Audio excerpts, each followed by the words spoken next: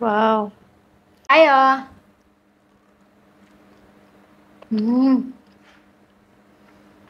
Mm. Ang sarap.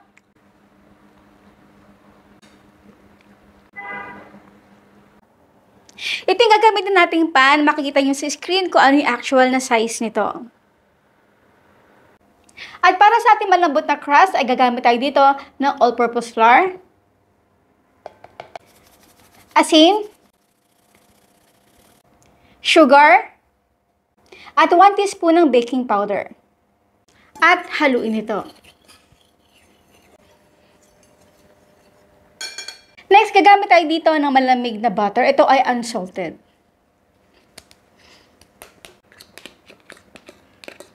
Meron tayo ditong pastry blender. Ayan, mas maganda talaga itong gamitin sa mga ganitong klaseng pagdudurog-durog. So, ito guys, kailangan na natin itong durugin. Kung wala naman kayo nito, pwede kayong gumamit ng tinidor. So, make sure talaga na durog-durog yung ating butter. At kapag nag-alapulburo na yung ating mixture na katulad to, buhaghag na ha. Maglalagay na tayo dito ng 1/4 cup ng malamig na tubig. At syempre, malinis yung ating kamay. Ito ay kailangan natin masahin hanggang sa mag-firm ng dough. Yan.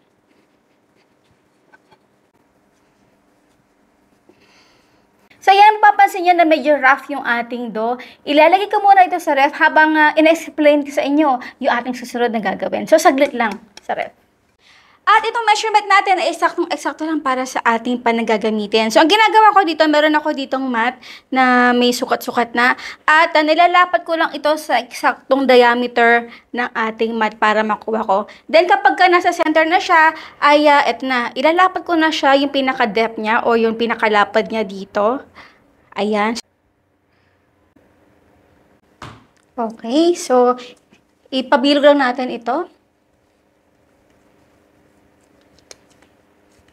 Press.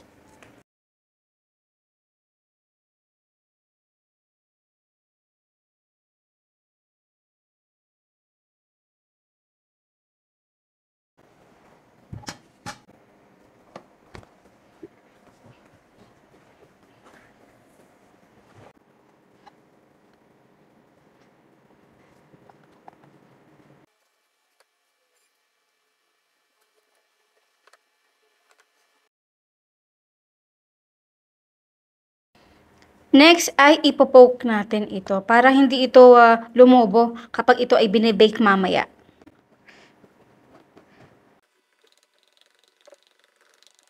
Next ay gagawa tayo ng ating filling at habang ginagawa natin yon ay ito ay ilalagay muna natin ito sa ref.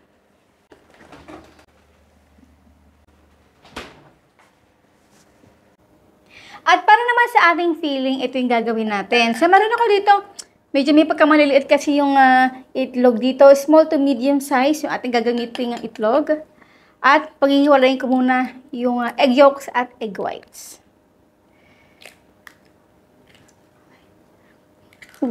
Okay lang yan. Gagawin naman tayong technique.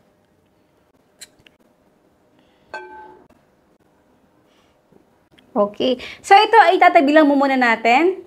So, dito sa ating 2 egg yolks, small, ay maglalagay tayo dito ng additional pang 4 na whole egg.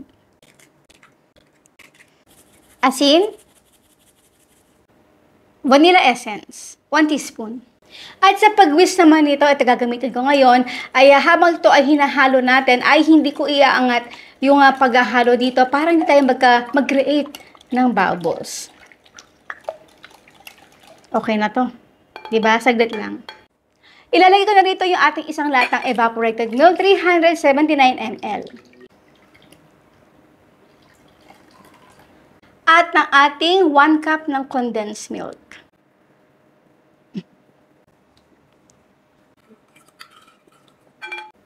Again, haluin natin.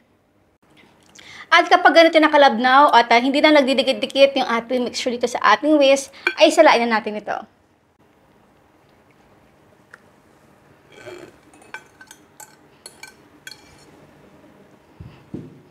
Isang beses okay na. So ito ay hindi ko muna ilalagay sa ating pie na ginawa kanina at ito muna yung ating tatrabahuhin. Medium pick.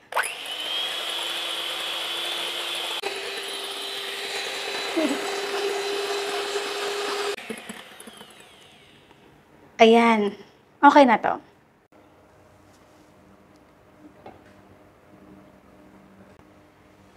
At ito naman yung ating egg whites ay ilalagay na natin dito. Actually, dapat kanina pala. Okay lang yan. Ganun talaga. Dapat pala sa kanina sa pan ay nalo na natin. Okay lang yan. Gagawa natin ng paraan. Sa paghahalo ko nga pala nito ay hindi ko siya sinasagad sa pinaka-bottom ng ating pie kasi madudurog yung pinaka-crust natin. So, sa pinaka-gitna lang ng mixture, hanggang doon lang dapat yung depth ng paghalo natin. So, hindi ko nilagay yung ating egg whites. Mga 1.5 lang yung ating nilagay. At ito pala yung oven na gagamitin natin. Naka-off yung kanyang pan at nakaset ako ng 180 degrees Celsius. Top bottom yung ating init. At ipreheat lang muna natin ito for 10 to 15 minutes bago natin isalang yung ating pie. At may pagkakataon talaga na hindi maiiwasan na mangyari katulad itong ating mixture na tumutulo na pala at hindi ko nakita. So in few minutes talaga, mga 8 minutes, I try to rectify this na gusto ko tusukin yung pinaka-bottom ng ating crust at i-fix ito. Pero hindi ito nangyari. So gusto ko na i-off, gusto ko na ulit gumawa pa ng bago pa. Pero kinalaunan in 15 minutes ay tumigil naman yung pagtutulo-tulo nito. At para nga pala mapaiksi na yung ating pag-explain ay sinulot ko na lang ito sa screen na makikita nyo ngayon. Pwede nyo itong i-screenshot. Pwede na rin nga pala yung ating before serving or right after natin maibake yung ating egg pie na ito ay kailangan na ganito yung dapat nating gawin. O, diba? Mas madali. Kaya i-screenshot nyo na yan.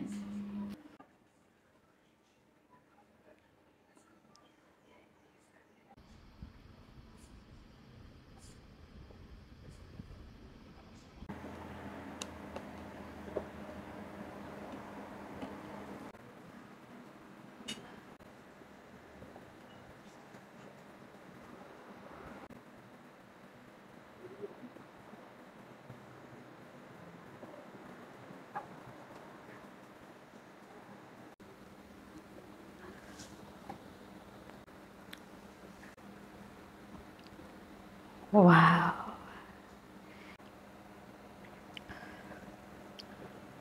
Wow.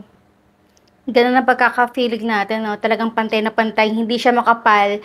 At makita natin na naging talagang tinapay na napakalambot na crust nito, guys. I promise you, napaka-sarap nito. And now it's done, our egg pie.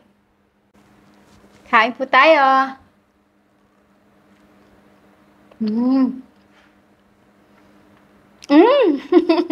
Ang sarap!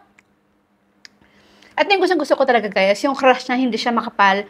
Tapos yung hindi siya yung crust na, yung para siyang firm na, para siya talagang harina. Pero ito talaga, guys, hindi tinapid sa ingredients.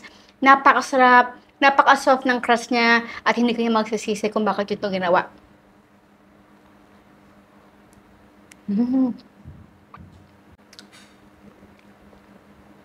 Wow.